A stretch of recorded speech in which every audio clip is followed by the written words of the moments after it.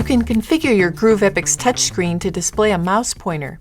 Enabling this feature makes it easier to make your selections from the screen, whether you're using your finger or a mouse.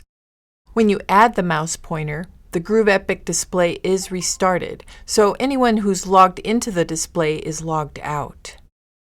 Let's add the mouse pointer.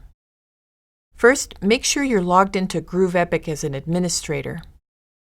Then, from the Groov Manage home screen, select System and then Display. From the display screen, slide the Show Mouse Pointer to the right so that it's showing green.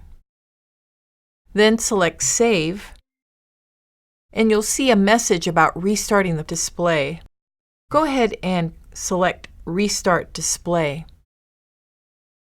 After the display restarts and you log back in from the display, a mouse pointer appears on the touchscreen display.